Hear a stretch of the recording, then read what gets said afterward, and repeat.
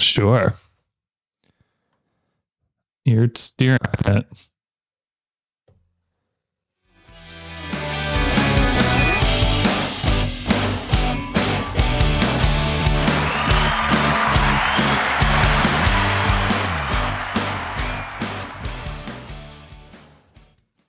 Hey guys, welcome back to another installment of the Nailing History podcast. I've been given strict instructions to not discuss the length of the intro music anymore. I guess in doing that, I just did, but I just wanted to make the point that you won't hear about it ever again. Whoever said that to me. That's some good advice. But just a good point that we always like to take your feedback on. So thank you for that, guys. And we're stoked to have you back for another installment. Yep. Of Nailing History. Yeah, and hey guys. Matt and John. John, I really think we should take this time to apologize about that last episode. Not the trivia episode, but that Spies episode. I'm sorry, fans. We're gonna we'll admit when we're not at our best, and John probably said it the best when I asked him if he had listened to it. He said yes, and it kind of put me to sleep, which if you're listening to yourself and it's putting you to sleep, it's usually not a good indication of what the listeners are going to like. It wasn't my best work, I got to be honest. I was driving down 95, just humdrumming, listening to my own voice, and I was just like, oh my God, is that really what I sound like? And my fiance tried to she's like, yeah, I know, I tell you, no monotone. And I'm like, I know, but it's like the subject matter was dry and nobody was prepared. But yeah, I mean, it was a preparation issue. It was a preparation issue. And I got this week's episode. I got to take the hit on that one. I didn't prepare at all. And, as the lead producer of the show, I really came up short on that last episode. So fans, hope you're still sticking around. We have, from what I gather, we have about 12 loyal fans that listen every week. It's down from the 89 listeners that we had for one of those OJ episodes, but hey, at least we got 12 on the line. Maybe we'll get them back when we do a Lacey and Scott Peterson story. We'll get them back. Yeah, or hey, we still got the trial to cover with Emily M. So maybe that's right. Yeah.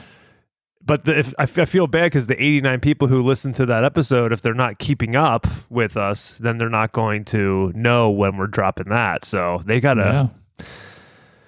Yeah. Their loss, I guess. Know anything about German spycraft? That's for sure. Well, they're definitely not going to know about the Bridge of Spies that you kept mentioning in that last episode. So, but you did say that one of your familial relations is interested in watching that movie. Now, you might have been joking with me. No, I wasn't. My 8-year-old nephew, we got him interested in the story. Really? So, yep. Just on our telling. Wow. I guess maybe he's reads and watches it as much. Yeah, I mean, he was interested in it. I did have to, and I guess I'll give a PSA for that. John, you could correct me if I'm wrong. He asked, he's 8 years old. Or no, sorry, he's 10 years old. Hope he's not listening. Good uncle. He's 10, and he was asking if it was appropriate for him to watch. And I think it is. I don't know what it's rated. I think it might be rated PG-13, but I think he's. I mean, I was 10 when I went to see Men in Black in the movie theater. So, and I know was under 13 when Titanic came out. Yeah, I had to close my eyes during one scene in particular, but I was there when it came out. I do remember being in the movie theater. I mean, everybody was, and Kate Winslet, who played Rose in that film, I've said multiple times, she filmed a show for HBO in our area called Mare of Easttown. It was filmed near where I live. I remember when I saw it first, I was like, I feel like Leo could do better looks-wise, because I didn't think she was as attractive. But then, as I've watched the movie again, I watch it a lot. That's one of those movies, anytime I see it on, I'm watching, at least until the first commercial break. Mm-hmm. And I think lately, I feel like as I've gotten older and seen, she was quite the beauty in that film. Beautiful red hair. Yeah, I know when the movie came out on VHS, it was a two-parter. It was Was it two? Was it 2 tapes? I feel like it might have even been more. I remember my sister. My sister bought it. Probably only watched the first one. Probably lost the second one immediately, or never watched it. Yeah, or what I saw. Yeah, or you hid it so you could keep it for the late nighttime video watching. Those 2 guys in the crow's nest that missed the iceberg. How did we even get here? Well, I don't think we can't even walk back 5 minutes. How are we going to create a whole narrative fiction? Alternative events. How did we get to that? We got to Kate Winslet.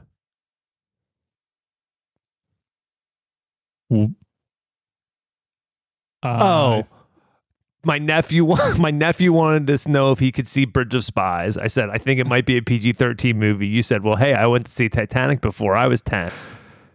Well, yeah. Kate Winslet episode. Hey, maybe we can get her on someday.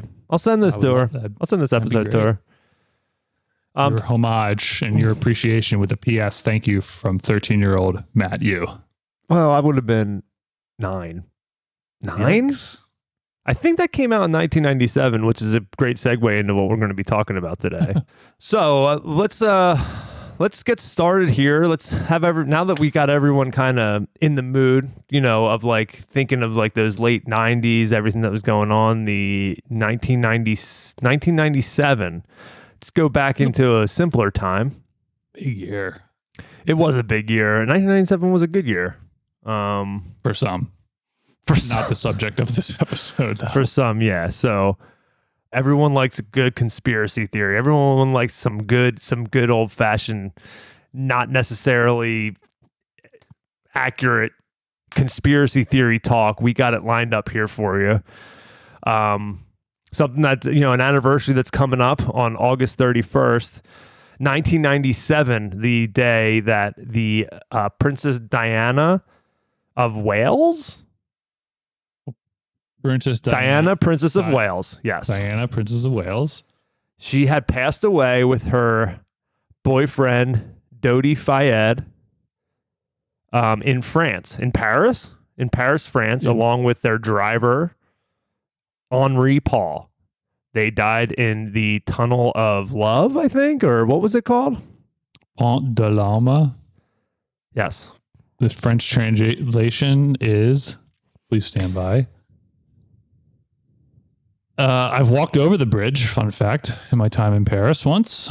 I think there were still a bunch of roses and stuff when I did it then. I think bands are still leaving tons of things there. It's just called the Alma Bridge. I mean, I think if you were our age, if you were anywhere between, if you were of any age where you could be, this was the biggest story of the year by far. And I remember having before this happened, I didn't even know who Princess Diana was. Then all of a sudden, Elton John's coming out with a song about her after she dies. And it's the biggest news, and, do you know where you were? For me, it's one of those, I know where I was. Really? Because the news kicked in. Yeah. Do you remember where you were? I know where 9/11 was. I know where Princess Diana died. I don't know why Princess Diana, but I do.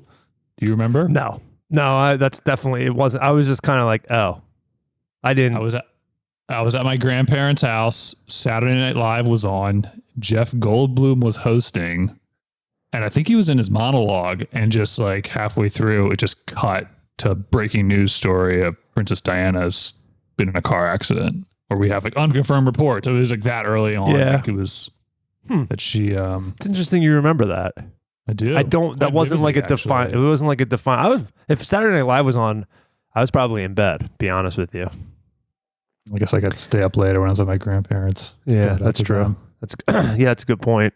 SNL 1997. Yeah, I think I could have swore. Yeah, May 7th. Episode aired May 17th, 1997. So it must have been a repeat. Well, that's not even close to when the date was. That's actually about 4 months before it happened. Good job, John. Great memory. I swear to you that Jeff Goldblum was the host, so it could have been a repeat. Oh, so I mean, it's probably not live. Yeah, right. And end of summer, I don't know. Yeah, I mean, I don't think they're coming out. I mean, I don't know. I don't watch that horrible show, but it was funny back then. Yeah, but not now. So I don't know if they're in current. I'm assuming they're currently off season, but Anyway, so let's go back. Yeah. You know, if you're our age and you were young, the only thing that you remember is like, hey, the paparazzi was following Princess Diana and her boyfriend through it. This was my recollection of the events. Paparazzi was following Princess Diana and her boyfriend, chasing her through a tunnel, and then she didn't make it out of the tunnel, basically. Long story short. And the paparazzi had gotten... I remember most of it was that, like, the paparazzi was just so heavy on her and, like, caused them to speed or... that was the story that I remember was... The paparazzi was following them and then her driver was speeding to get away and they basically crashed and that car was trashed. I mean, you couldn't... right. It was a wreck and a half. I mean, almost geez, like our podcast episode last 2 weeks, 2 podcasts ago. It was like the personification of our Spies episode. Yes, it was trashed. I'm like, man, that's crazy. And like then, you know, so then I remember Elton John coming out with the song. I remember there being a Beanie Baby coming out with a Princess Diana Beanie Baby. So there's a little bit of backstory. I mean, that's the memory. I don't know, John, what memory do you have? I remember the funeral was a big deal. It was like constant coverage of that. Those are things like I can't personally recall. I guess I remember like how big of a deal it was, but I do remember seeing her kids at the funeral procession. They were like hyper focused on William and Harry. Mm-hmm. That's pretty much all. I just remember the dad just on the SNL, a 4-month-old Jeff Goldblum episode of being cut out for the car chase. No, I don't remember. Like I know about the Elton John song. I know about kind of the higher level stuff, but the actual, even how the media was taking it after the fact, I really don't remember it. I mean, we were 8 or 9. Yeah, we were 9. So, yeah, 9. I mean, I just remember the paparazzi being the main blame game, which very convenient if you ask me. I don't know. Just saying. The paparazzi with the scapegoat. So you don't believe it? You kidding me? Of course I don't believe it. 7th anniversary. But it may seem like a random date, but I think the reason that it really resonates with John and I now is Princess Diana was our age when she passed away, which is kind of, you know, that's interesting because, you know, obviously when we see that, she looks like some old mom, but now we were just talking beforehand, we look at pictures of her, I'm like, she was a looker. I can say it. She was attractive. She was a babe. Good looking lady. Yeah. Mother of 2. Good looking lady with a not so good looking husband. Well, for any of our fans who don't know, I'm sure a number of you do. Matt is what would be the opposite of an Anglophobe? You're an Anglophobe. I know they call people that love the British or Anglophiles. I'd say you're certainly an Anglophobe. I don't think you like the British at all. Well, if we have fans from England, I like them, of course. My whole thing is, I don't understand why everyone like thinks that the royal family is so great when they're kind of like the whole thing in world history has been oppression. I think that could be argued. I'd say what? I think an argument that can be made is that I think Diana because she was calling out some of the stuff that the family was doing and how it was kind of a business. I think since the mid 90s when she was talking about it, and now the whole thing with Meghan Markle and everything else, I think, it's still it's weirder in the modern times. Well, why do people still look up to these people that they have no power. They don't have any governmental power. And 2, they're like leeches on society and the economy. Yeah. Yeah. I mean, I don't know. My thought is always, and like when there's a wedding coming on, there's always a royal family wedding coming on or anything like that, and everyone's like, oh, I'm staying up, I'm getting up early to watch this, blah blah. I'm like, dude, if they were in America, could you imagine if there was like a family that just took all of our tax money to live in this like fancy? Well, I guess. And unfortunately, they're not a natural aristocracy. They're more of an artificial aristocracy. Like imagine if our taxpayers were paying for a family to live in this big giant white house in one of the most expensive real estate areas in the country. Could you imagine? And they continue to pay for them after they leave office with Secret Service detail and houses and book contracts and pensions. But I think, kind of talked myself into that one. But I just feel like obviously it's just so much of a publicity thing. I don't know. Well, I think people like it. It's certainly. I mean, there's a fantasy towards it. I'm sure, like these women wanting to be princesses, and the men wanting to be, Prince Charming. Well, I think it's also now in 2024. I think of people that do still like learn about the British monarchy. One, there's like not many other countries that have it still. I mean, there are still some countries in Europe that have a king and queen, or even a duke. In case of Luxembourg, that people could know about, but I feel like they're just so symbolic of a foregone era. Like there was a monarchy, and there was a way you were to present yourself, and you had customs and traditions, chivalry, bad or indifferent chivalry. I just think it harkens back. And some people just like the drama that I think Princess Diana kind of like launched. Like everything was so buttoned up with these people, until she gave this big interview in 1995 where, she basically had under like the cover of darkness kind of like whisk away a interviewer and his cameraman into Kensington Palace so she could do this interview. And where she started outing them and saying like, hey, well, this is how it kind of really is. And I feel, like she was just kind of laying it all out there. I think then that kind of really created this drama that I think was left mostly like in Parliament. I feel like in like the British times was like, there was like Parliament scandals and stuff like in the 70s and 80s. I feel like that stuff didn't touch the royal family. I think like the royal family was seen as above all that. And then like, I feel like Diana came on the scene and was like, yo, my husband is a loser and I don't like him. He's got big old ears. Say something about it. Dumbo's flying out the house. And I guess they had to do away with her or the pop. Yeah. Hey, yeah. So anyways, hired by somebody. Let's get into this. So there's been, so I think obviously when we were kids, there was never any thought of like, hey,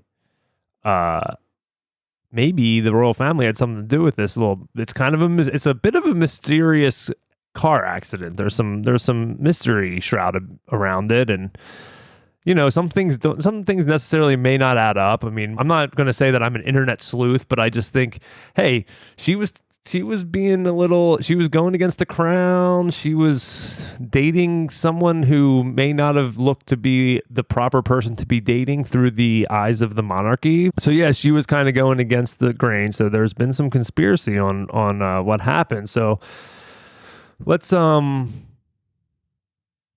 just get down to John. Do you want to start with the interview that you're talking about, kind of like the start of like where everything started going south on the old British crown and Diana started going? Yeah. So when she was 19 years old when she was married to Charles III. So she was quite a young woman when she was first wedded into the family. And, for the first however many years, after the birth of William, after the birth of Harry, I think she was just seen as that doting mother, kind of docile, sort of just doing the bidding of a future queen kind of thing, trying to act in that light. But by the early 90s, I guess word was getting out that she was in an unhappy marriage with Charles. Apparently people even by 1986, I think it was known, it was an open secret that Charles was in a relationship with Carmela. They're still together. They're together to this day. And yeah, so things were clearly shaky, but they were kind of keeping the image in the front up. Like the royal family, they had like literally like fixers. They had security detail. They had, media handlers, they had all these people that were like keeping this whole thing, this bridge of cards, if you will, kind of up and going. And so in 1992, yeah, she released a book with the help of this ghostwriter. Diana did. Which I think was supposed to be a way of her kind of getting some of this stuff out there. She was trying to kind of expose some of this stuff through that book. Kind of backfired on her from what I was reading. And the royal family kind of clamped down that much harder on her. So after that, she was basically, I don't know if she was forced to, but she ended up living in Kensington Palace all by herself. Castles and palaces scattered throughout England, and different times in history, you'd put different people in, sometimes just to kind of do away with them, just to get out of sight, out of mind.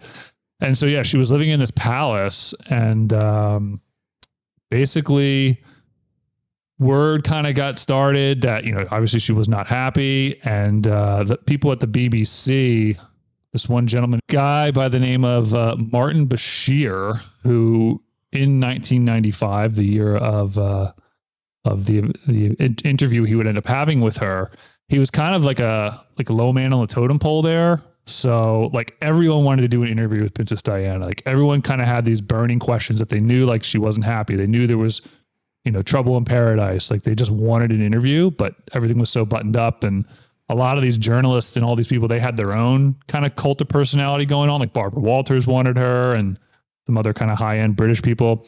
So this guy, Martin Bashir, he's kind of a low man on the totem pole in terms of the BBC. So in that way, he could kind of go around the normal channels and kind of not be seen. So this guy, after the fact, he would be accused with like deception and unethical conduct for how he actually went about getting an interview with Princess Diana. So he basically started forging bank statements that falsely suggested people close to Diana were being paid to spy on her.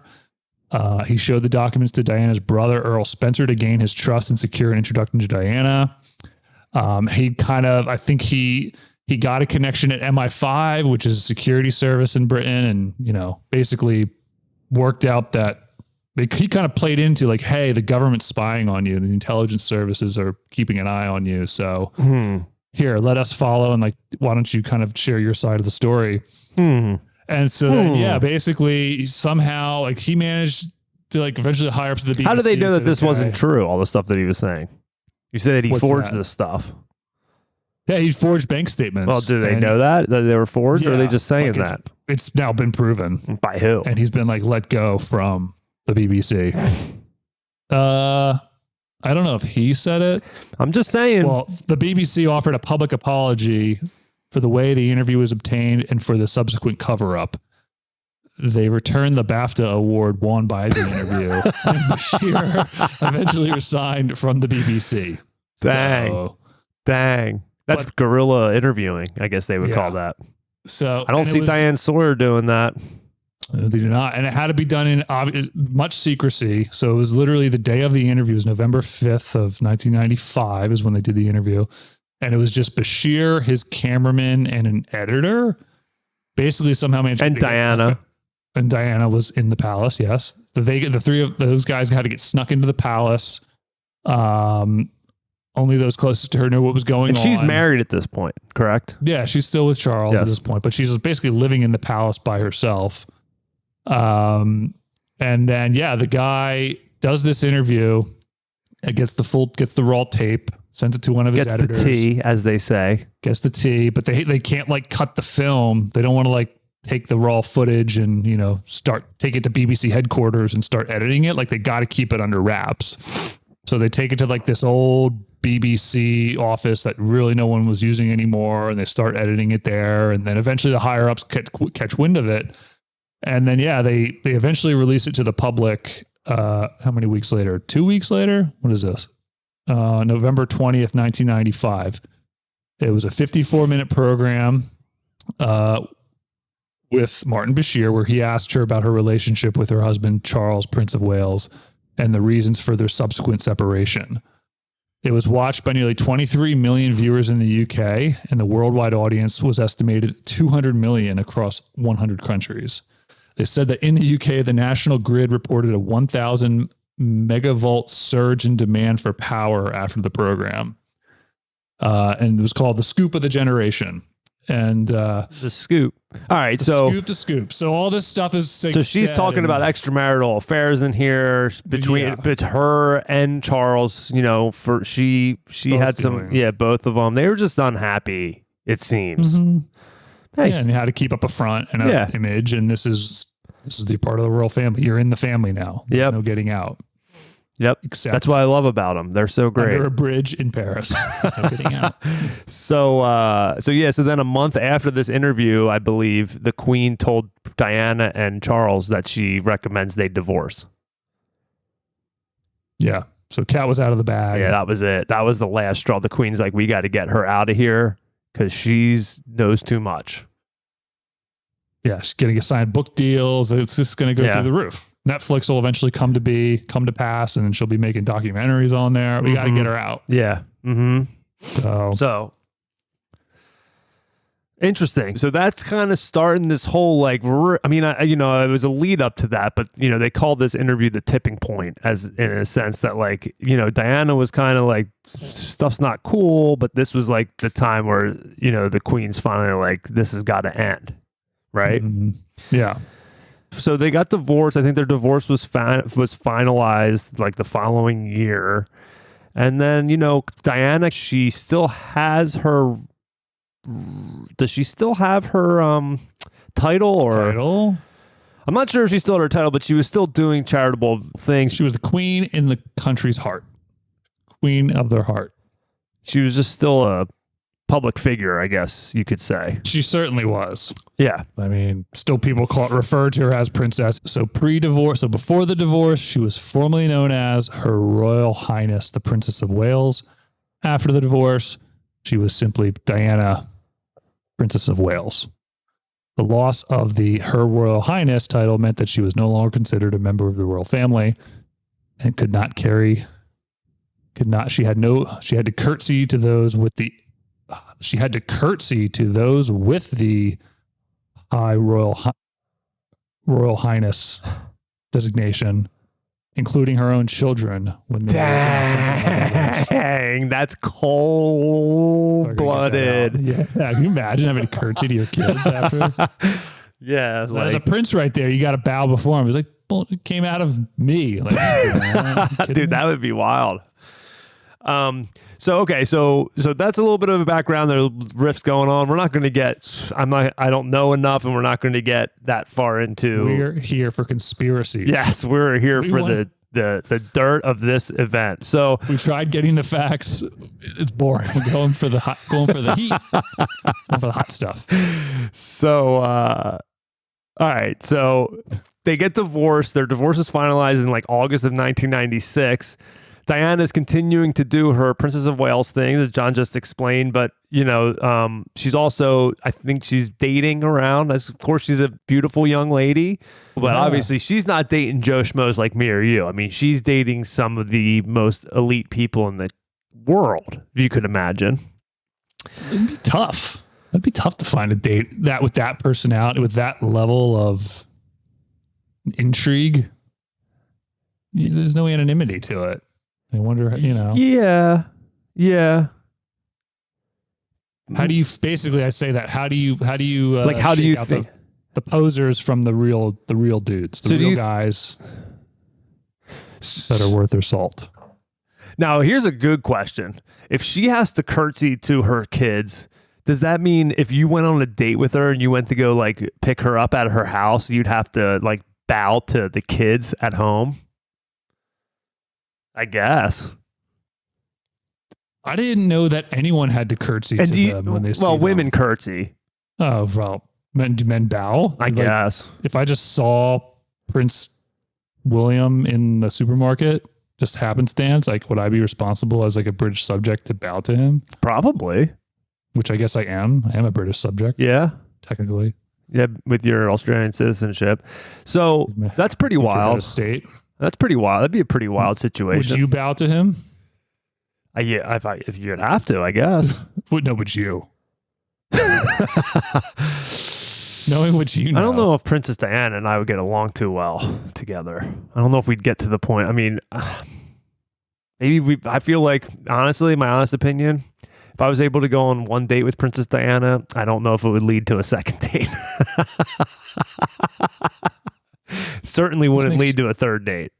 So yeah, she hooks up with this guy, Dodi Fayed, who is an Egyptian. I don't know if he was like a royalty, but he was like from a very wealthy family, a little bit of a adding to the conspiracy of like definitely wouldn't have made the queen and royal family necessarily happy to see her going around with a Egyptian Muslim in the tabloids, which there were a bunch of pictures released of her on like these crazy vacations with him. And yeah, the guy does take a great, I don't know if you're on his Wikipedia page, but the man's got a great headshot author photo. If you ever told me he's the author of like a love story. For our fans, this is an audio only podcast at this time. Guy's basically got his hands like folded on his chin, like with his elbows propping up his head, and he's just got this like smirk going on. Kind of like if you were like in bed, like a giddy like 15-year-old on the phone with like one of her girlfriends, like talking about a boy she likes at school. It literally was like, oh my God, I just met Princess Diana. Like, I'm so excited. Like, that's the look on his face in this picture. I will say, not very good looking. Probably better looking than Charles, but that's not saying much. I feel like by looks go, I'm 36. He was 42 at the time. I feel like I'm better looking. I feel like I'm better looking than him. I've seen a few 90-day fiancés. For whatever reason, they always go find people from Egypt. I think he's run of the mill. I think I'm better looking than him, but he probably had more money than me. Would show more money. You think so? 100%. So let's fast forward. August 31st, 1997, Princess Diana and Dodi Fayed are out on a date. They get into a Mercedes car, and the paparazzi is like all over the place, right? Yeah. Mm-hmm. And they get in the car. They're in Paris, France, and they speed away. And like we said, they get into a tunnel, and then from what everyone understands, according to the reports, are that they lost control in the tunnel where you couldn't see anything happen. Interesting. And they collided with a support pole inside there. The car gets trashed, and Princess Diana, the driver, Henri, Paul, and Dodi Fayed all pass away from their injuries. And there's one survivor who had severe brain injuries that I don't think he ever really recovered fully from. I think he was like a security guy that Dodi Fayed had hired. He survived, but the other three passed away. The funeral was seen by like billions of people across the world. And it gets to you thinking like, pretty interesting timing, huh? I mean, Diana just kind of spilled the beans on the royal family a year ago. She got divorced. She's dating somebody that the royal family might not necessarily like. So somewhat convenient of her to be taken out of the picture. What do you think about that? I don't know. So getting down to like, so there have been some conspiracy theories. There's some people out there who are like, you know, one plus one might not equal two here. You know, something seems a little fishy with this. And maybe there's, you know, what were the reasons? What were some of the reasons that led to such a conspiracy to be brought up? There was so there was a couple of reasons. One of them was that there's potential that Diana was pregnant with Dodi Fayed's kid, which the crown wouldn't have been happy with because they wouldn't have wanted an Egyptian Muslim to potentially be an heir to the throne. Wait, who would she have? They were divorced at that point, no? Yeah, but you know, they wouldn't have. No, there would be some though. She had a curtsy to everyone from now because she was no longer entitled. Yeah, but maybe there would have been a way for him to get there, or maybe just maybe just being so close to that, you know, you never know. Could be a mutiny going on. That's a crackpot conspiracy theory, right on the surface. I mean, that's I'm saying. That could be a reason why they killed her because they just didn't want it to be associated. They wanted to get rid of her, and that guy was involved. But the potential for them to have a baby that would eventually become the king or queen of England. Never know. But I studied enough British monarchical history of the line of accession. I don't think that would be a very possible one. So the big reason, and these aren't like conspiracies, but just more like reasons why the conspiracy that Parliament or the royal family, I guess it wouldn't necessarily have been Parliament, but it would have been the royal family, was behind the murder of Princess Diana. Probably the biggest one is that Charles wanted to marry his personal assistant, Tiggy Bork, Tiggy Leg Bork. And I guess you couldn't marry because of, even though they were divorced, I still don't think he could have remarried because of like religious reasons. Tiggy. He couldn't marry Tiggy. Yeah. Because of religious reasons. Yeah. Oh, so was even Camilla a third wheel? Was Camilla like second serving? Camilla was so Camilla was involved too, and then Tiggy was involved. Like it was like a three. From what I understand, there were like, it was Charles, Diana, Tiggy, and Camilla were all like, you know, he was just such a stud that everyone was wanting some of that. So this even led to the point, there's this thing called the Michon Note, I think it's pronounced, where Diana requested a private meeting with her personal legal advisor, his name's Victor Michon, to tell him that something was on her mind. And during the meeting, which he took notes on, she basically said that reliable sources, whom she would not name, informed her that a car accident might be staged, and that Diana predicted she would either end up dead or seriously injured. Another thing, Diana had a note given that she gave to her butler 2 months after her divorce in 1996. The note read, it says, "I'm sitting here at my desk today in October, longing for someone to hug me and encourage me to keep strong and hold my head high. This particular phase of my life is the most dangerous. My husband is planning, quote unquote, an accident in my car, brake failure, and serious head injury in order to make the path clear for him to marry Tiggy," which, like I said, Tiggy Leg Bork was was Prince Charles' personal assistant. Sure. So all this stuff was kind of coming to light, or, you know, some of this stuff kind of came up, and all these conspiracy theories started coming in. So the, I don't know if it was MI6 or if it was a Metropolitan Operation Task Force headed by John Stevens. It's called Operation Paget, Paget. How would you pronounce that, John? Either Paget or Paget, if we're going to go with the French. I don't know why it would be French, unless... Well, I guess if it's be Paget, there'd have to be an accent on the E, I think. Maybe. And then the T would be silent. Anyway, Operation Paget, headed by this guy, John Stevens, a special Metropolitan Operation Task Force that looked into 175 conspiracy theories surrounding her death. So there's a couple of them that are more interesting than others, and so I just want to go over a couple of them and see what you think. I'm just looking at the chapter names of these, I guess, different possibilities from his book. You seen this? By who? John Stevens? John Stevens, in his report. It's like relationship, engagement, pregnancy. Chapter 2, perceived threats to Diana. Chapter 3, actions of paparazzi. 4, Henri Paul. 5, CCTV. 6, Mercedes car. Like each one of those are different theories, conspiracy theories that he looked into. Yeah. Oh, geez. Okay. All right. Sure. So first one, Henri Paul, who was the driver of the car.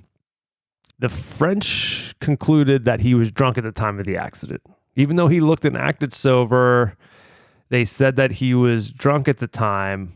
Testing his blood alcohol level, he was three times over the legal limit, which is like, oh, interesting. But apparently, John Stevens, this guy heading the task force, met with Henri Paul's parents like later on in life and told them to tell them that he actually wasn't drunk when he was driving, which is interesting.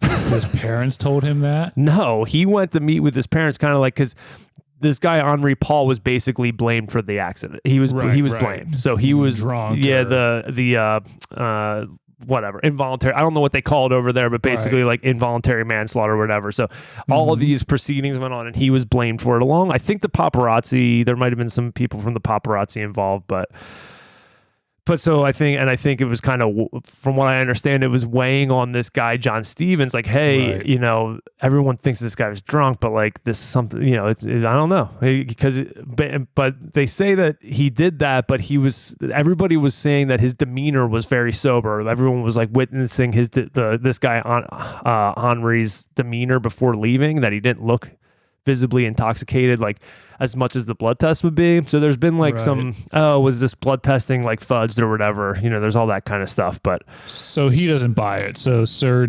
John Stevens, he had what is these 16 like narrowed down to 16 possibilities, one of which being Henri Paul being drunk or MI6. He doesn't think. Did he just not think he was drunk, or did he not think he was involved? I just think he wasn't drunk. He was just kind of saying like, I don't think he was drunk or impaired. If he was sober, then if he was knowingly sober and still crashed the car. Yeah, I mean, it just seems like another thing of like, oh, well, another way for them to say like, oh, well, he was drunk, that's why he crashed. Just, yeah. Oh, wow. So this one's crazy to me. This one's pretty interesting. I don't know. I mean, that's not crazy. I'm not going to oversell it. It's not that crazy.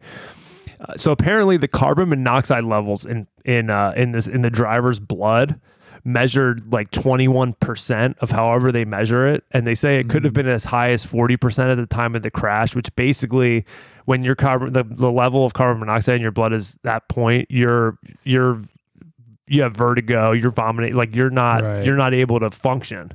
Mm-hmm. And the way that they explained that away is that authorities said that the level of carbon monoxide in his blood was due to inhaling gas from the airbags after the accident happened. That is so like that's the French. It's the French investigation for you. I think that's more of we'll just explain this away. I don't know. I mean, that just seems pretty. I mean, apparently he died instantly. So the argument is like, well, if he died instantly, how could he have inhaled any gas from the airbags? Yeah, it wouldn't be that his lungs could build up. It's he would have snapped the vertebrae, his neck would have been broken, or some traumatic thing. Yeah, the autopsy said he died immediately. So killed on impact means something. So their argument, they had that argument. They also had an argument he was a smoker. He smoked some cigars before he went out, and like that can affect your thing. But it's fishy, man. Just in your telling on it, I'm gonna say Henri did not do it. I don't think he was responsible. I think he was driving. I think he reacted. Well, I think the argument, the conspiracy here with the carbon monoxide is that there may have been a sabotage to the vehicle that would have pumped carbon monoxide into the car, causing the driver and everyone inside to unknowingly lose consciousness, causing the accident.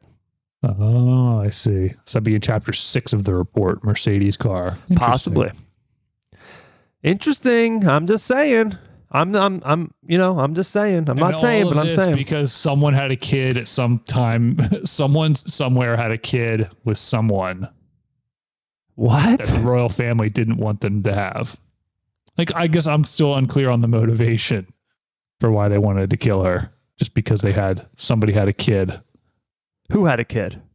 Well, you said or I guess the Tiggy thing, maybe. It's I think it's the interview, having too much information. They didn't want her, they also didn't want to have her trouncing around all over town with a Egyptian Muslim. Egyptian man. I don't think that would have been necessarily their choice of a replacement for Charles. There's also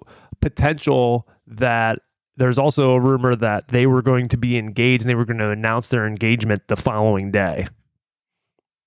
Princess Diana and Dodi were going to be engaged the next day. In Paris. If you think the royal family is responsible, do you really think it was Charles? How high up the chain of command do you think it went? It's the Queen. She's the one who told him to get divorced. The Queen, dude. Well, she told him to get the fertility testing, if that's true. Hey. Fertility testing. Hey. So you think this sweet little woman... Yes. I think she's got a lot... I think she had a lot of skeletons in that closet, and Diana knew a couple of them. All I'm saying. And at the even at bare minimum, she's probably feeling like, no, everyone loves me. And then I think Diana was definitely stealing the spotlight. Yeah. I don't know if Queen Elizabeth was ready cut out for the modern times. I think maybe there was some motivation of like Charles getting a new wife to replace her. So then like, you know, the more if he moves on and gets a new wife, maybe the general public would get more behind her as opposed to Diana. I guess I'm curious to know. I know, like, I would think, why didn't they like rule Charles out then? I know, sorry, we're kind of segueing here. Like, why wouldn't they just be like, dude, you're an embarrassment for the family. Like, your wife is like, okay, you guys aren't happy, but like, people love her, but like, dude, we want to get rid of you. Well, because he's the blood. He's the blood, but there's been what was it, King? Have you ever seen the King's Speech? No. That movie with, well, like the guy, I guess it was whoever was after King George V. I forget his name, but the oldest, he was like an alcoholic and he abdicated the throne, which could have been its own conspiracy. They might have said, you know, we don't want you to be king. Like, you're done. You're going to abdicate it. And then his younger brother ended up taking and became the king. He was I forget his name. He was king during World War II, though. They could. I'm surprised. Why didn't they just make that? Like, it sounds like Charles was actually causing more of the problems than anything else. Well, like, I'm get sure rid of this guy. His and, mommy, his mommy probably Harry loved him to become the Harry. Or not Harry. Harry's not even his, according to these conspiracies. Wait, William. Isn't Charles' brother? Wasn't he Epstein? Wasn't Charles's brother? Yeah, Prince. They could have. Maybe they could have groomed him to be. The he was hanging out with Jeffrey Epstein, so maybe he wasn't the best choice either. So she ran out of options. So she was probably sitting there with Albert. Oh, who was her husband? Is it Albert? That German guy. No, Albert was married to Victoria. He was straight German. No. I'm just trying to think of who the prince was that was hanging out with Epstein. It wasn't Edward, was it? Philip. Prince Philip. Philip. Yeah. So he was just as much of a bozo. Yeah. So I'm just thinking, like, from the Queen's perspective, I'm thinking she's probably thinking, like, geez, what is it got to take? We're going to kill Diana. Exactly. And writing the ship. Let's get the focus off of us. Get this tragedy going on. Oh, everyone feels bad for us. We lost someone that we love. And then we'll be able to go back to our normal nonsense. There's a possibility. I could see there's motivation. I don't know. Let's see. What else is there? He just seems like such a wanker. Who? Charles? I mean, yeah, like, he's even a the bozo. Queen. Even the Queen could be like, dude, I can't stand you. Like, I'm going to side with my daughter-in-law on this one because she just seems like people love her, but then maybe she was jealous. I don't know. So let's see here. Another one here is, let's see, going back to the Dodi Fayed relationship, there's like, she was pregnant, or, you know, they were saying that she might be pregnant or whatever. Apparently, after, like, they embalmed her body, like, super early. And they say that, you know, Dodi's dad says that was to avoid the possibility of anyone actually proving that she was pregnant. Like, the pregnancy was a big deal, big part of this conspiracy. And what they said is the hospital, it was really hot that day, and the hospital had to keep her body cold, and it was so hot that the dry ice and air conditioning couldn't keep up with it.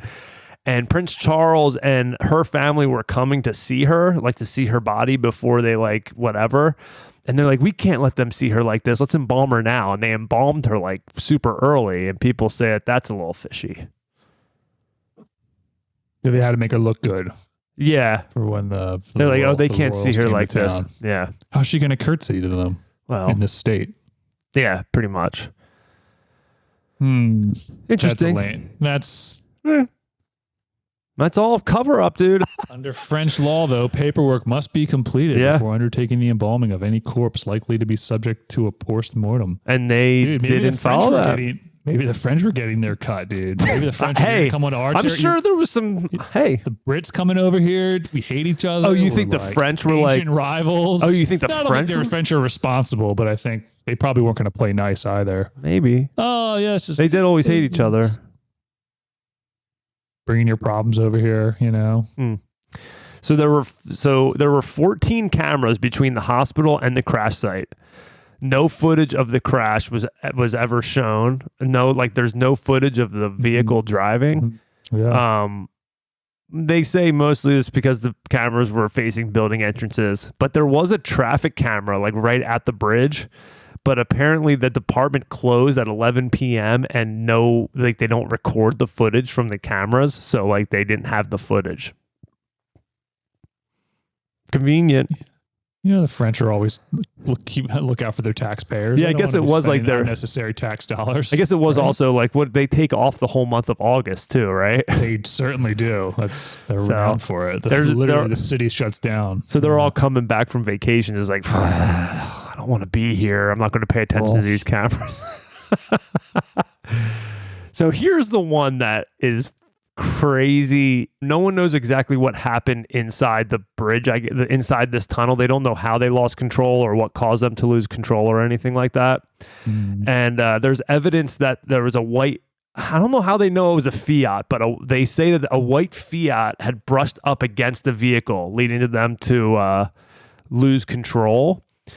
And there's possibility that it's owned by this guy, journalist John Paul James and Danson, some journalist, right? And a lot of people think, hey, maybe he was behind this. He was an MI6 operative, this guy, Jean Paul James and Danson, right?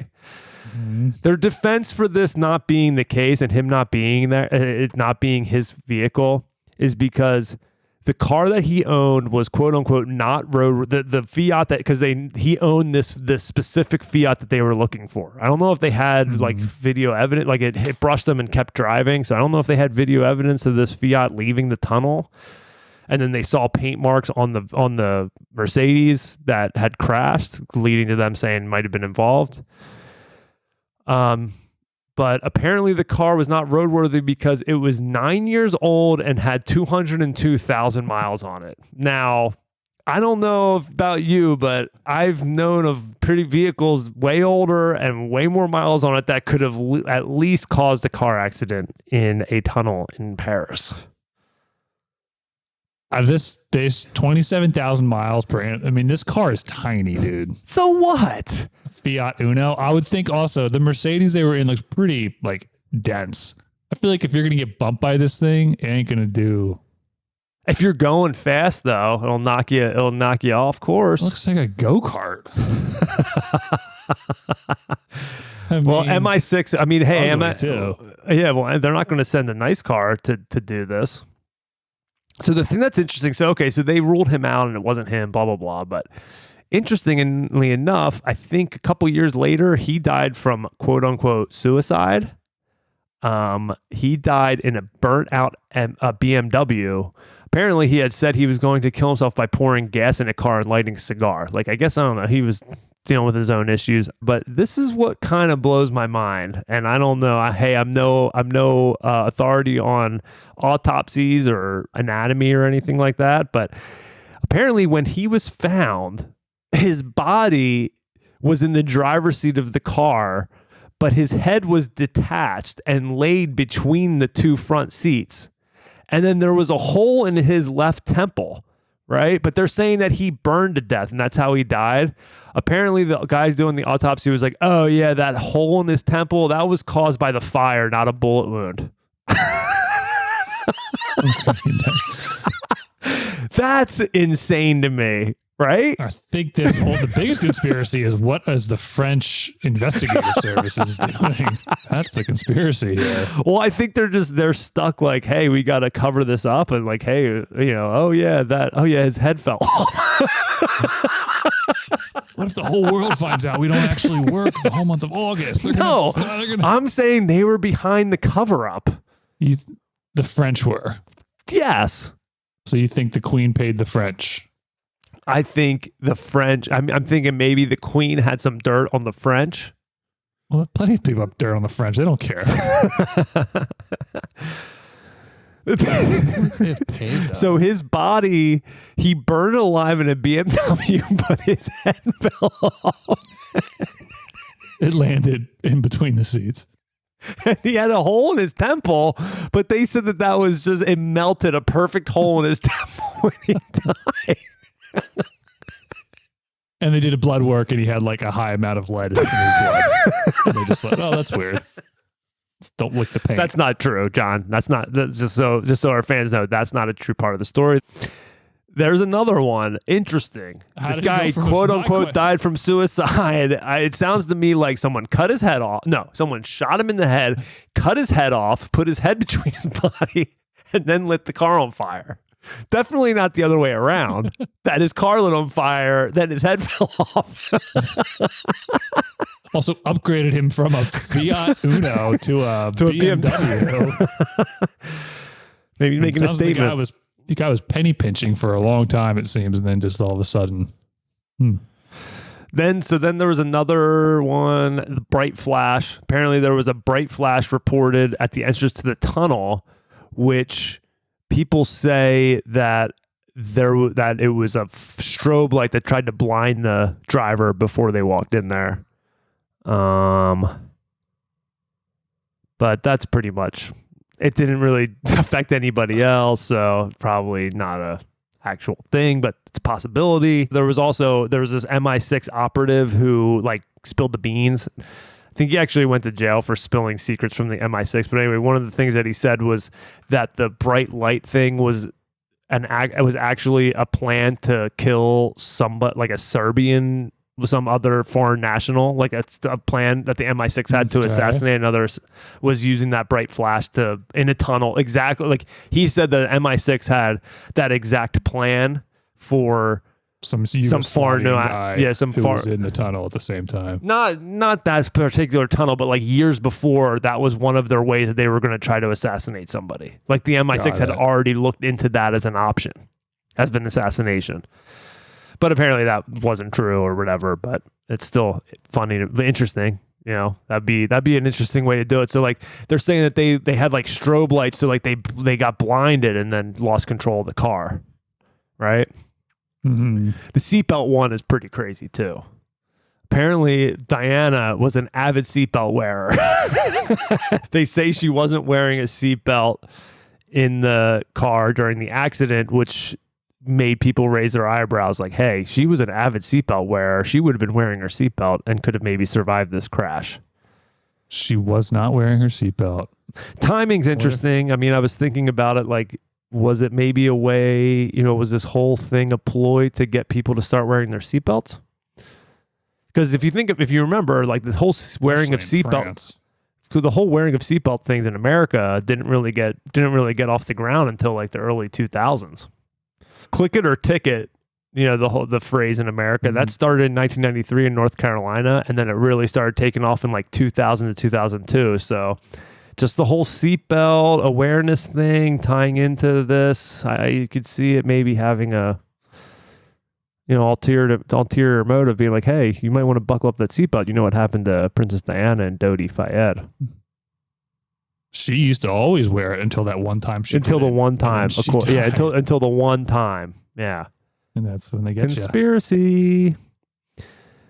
And then the last thing that I had, the hospital transport that people say, they say that it took them a long time to get Diana out of the car, into the ambulance, and to the hospital. They kind of delayed it. This is one so that's whatever. It took.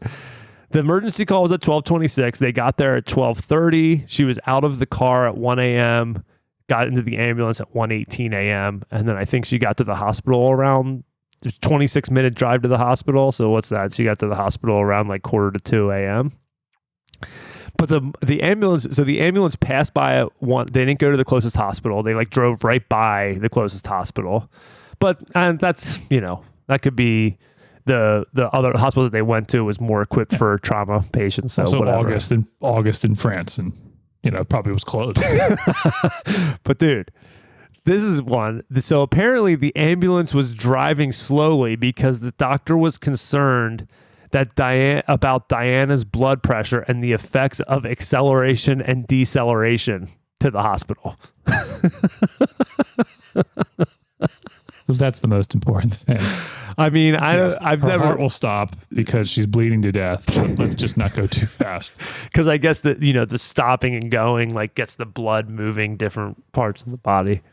Sure, that's the French science behind it. So I guess you do make a good point. I've been looking at this whole thing as like, wow, the English crown kind of had all these things set up to get to cover up what actually happened, or all these things happen and all this cover up or whatever. But maybe what you're really getting at is the French's incompetence to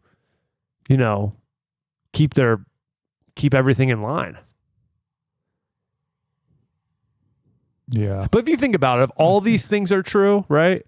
If Henri Paul was not drunk and was carbon monoxide poisoned, if Diana was pregnant, if the camera footage was lost for whatever reason, if John Paul James Anderson was murdered because of his white Fiat, if the bright flash happened in the tunnel, if Diana was actually wearing a seatbelt, and if they took a long time to get her to the hospital because of that, I mean, that's proof in the pudding that the Crown was behind it.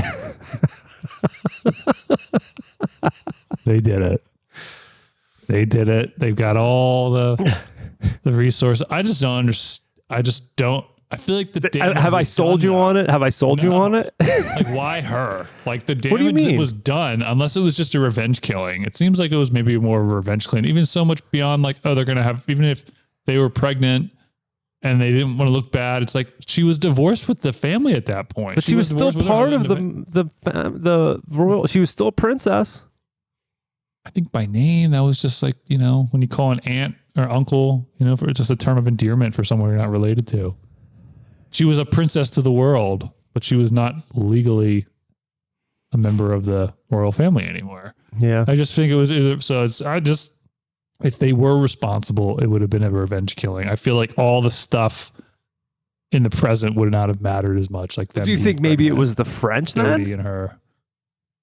Who do you think is a better chance of being responsible for it? The French, the British Crown, the paparazzi, or the driver of the vehicle who crashed the car? Very drunk and carbon monoxide poisoned. The drunk driving carbon monoxide French driver who was going like 90 miles an hour through a tunnel. Do you think he might have been the one responsible for it, or do you think it was the British Crown or the French?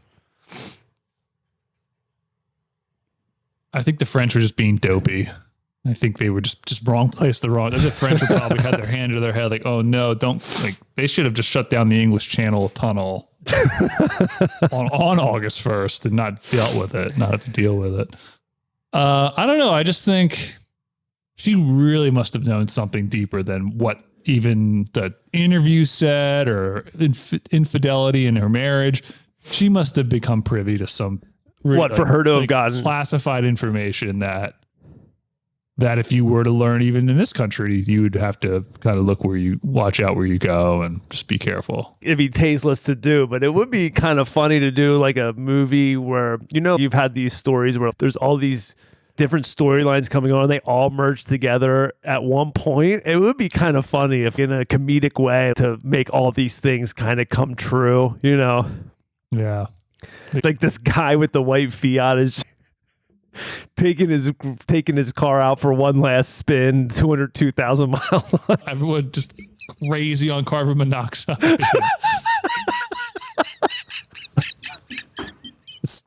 All things. Like everything happens. It's like flashing lights, white Fiat. Guy's head, dude. It would Fiat be driving with a headless car, with a headless guy driving a white Fiat, Sleepy Hollow style, with his head in his lap. It's just like minding his own business. And then like there's something going on with the light flashing, that there's some like weird backstory behind that. Like some guy's doing some stupid just construction work just went awry. Yeah.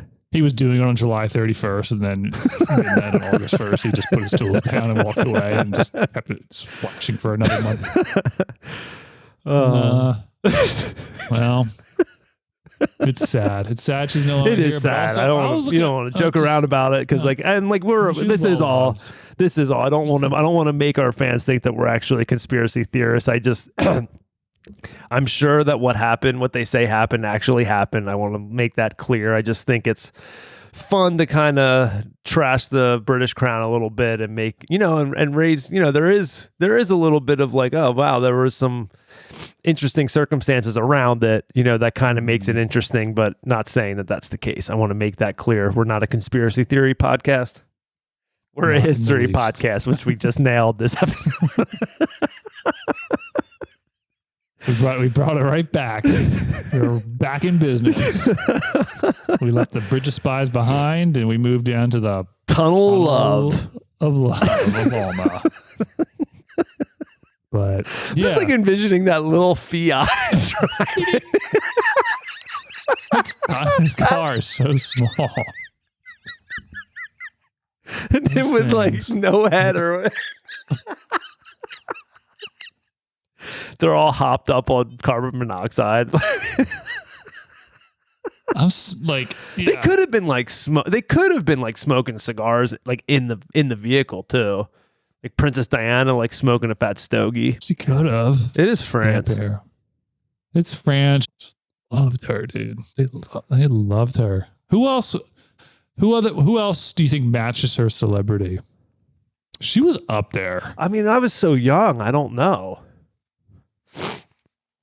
Certainly none of the princesses now. Kate Middleton definitely philanthropy not. Like look cool. Maybe from like a third, just looking on the outside. Like maybe she did it in a way. It's like he was just young, attractive, beautiful woman, representative of. But there's no life in paradise. I think people appreciate it. It was like, oh, like her marriage is on the rocks too, and she's this beautiful princess. Yeah. And wow, like it kind of just. I think that alone probably just made her more. Even though she was nobility herself from the beginning, I think it just was like, oh wow, she seems still pretty real. Yeah. There's like pictures of like her videos of her like going to the gym wearing like, 90s like gym gear. I think like she just presented an image to people that was a little more, approachable. Approachable, reach out and touch her. Although she only dated billionaires. Well, she's going to have that taste. Now, if she dated somebody like me, I maybe be on your side about that. Pack of meat. You take around a little Fiat Uno? You trade up? You trade up or trade down? I don't know if that'd be a trade up or trade down. Oh boy. No, yeah. 2,000 miles. I think for me, maybe it doesn't go beyond. She was just too cool for that school. She definitely probably didn't fit in. Yeah. Like too good looking. I think she was too good looking for all of them. Yes. Like, Queen Elizabeth wasn't ugly when she was a young woman. She was a nice looking old lady too, but like what? Ew, dude. No, I mean, like, you're gross, dude. She just looked like a grandma. She just looked like a normal 90-year-old lady.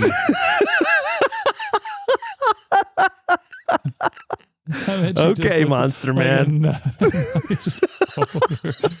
Lady. You think she was hot? She just as a young woman, she was She was fine, but I don't know if I ever saw her as a young woman.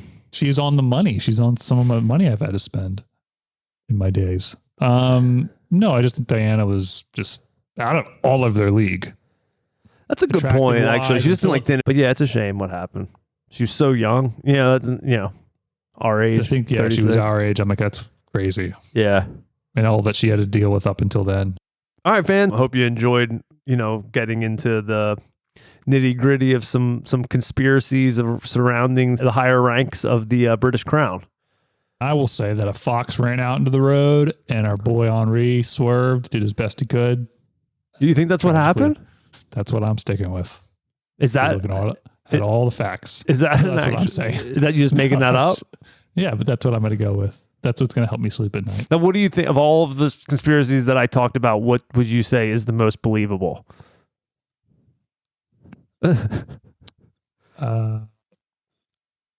Or certainly not that a Fiat Uno can get 202,000 miles. Really? Yeah, I'm skeptical on that one. Or what's the most, like, maybe not what's most believable, what's the most skeptical piece of evidence? Or what's the most, like, makes you the most questioning? Yeah. Like, how could that be? Yeah. Like, which one kind of throws off it sounds like there's a little bit more something going on of all that I talked about. Seatbelt. Seatbelt. Yeah.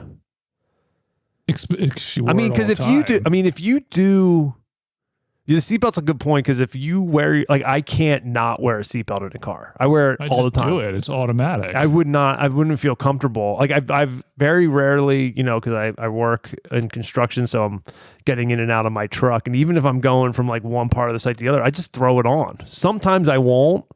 And it obviously beeps at me when you go over a certain speed. But even when I'm going slower, it just doesn't feel right. Mm-hmm.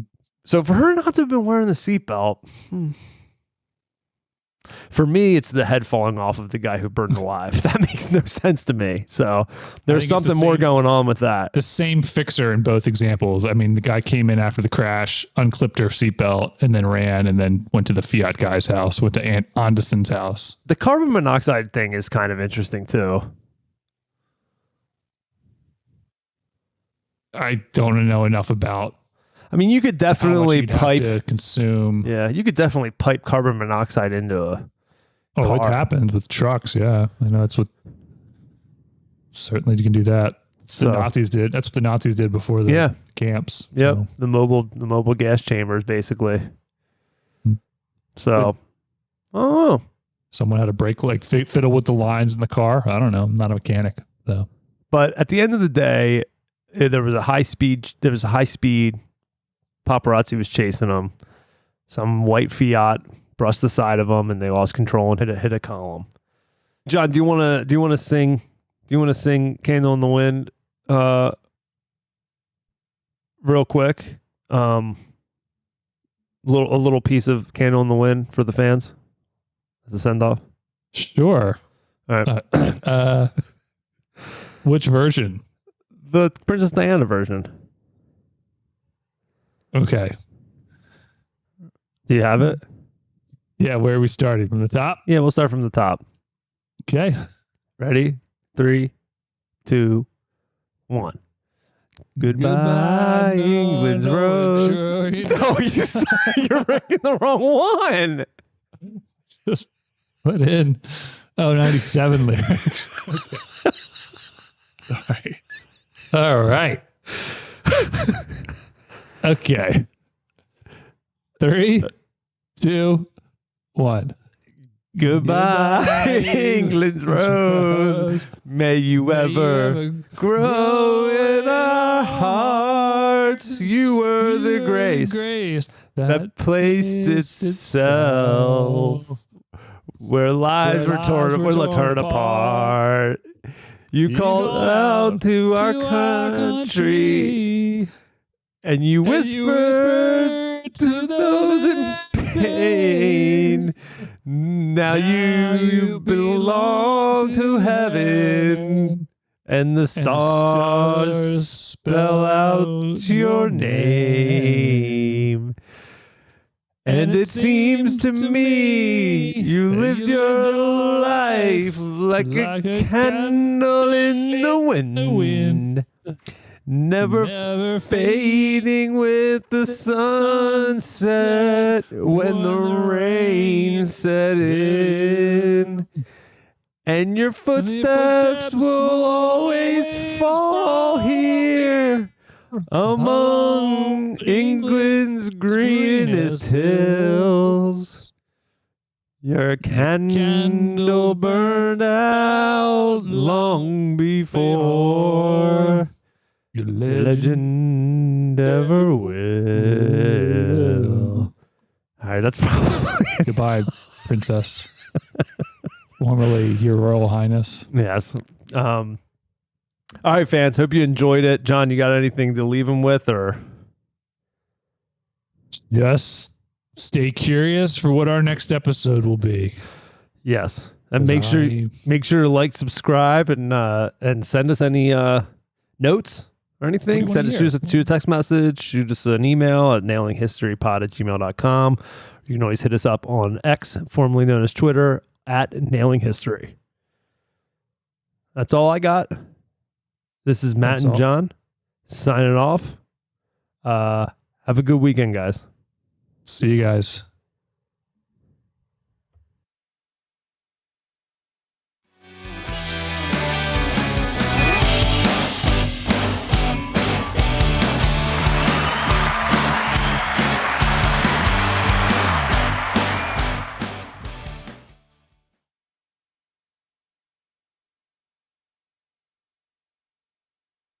and we say bye-bye.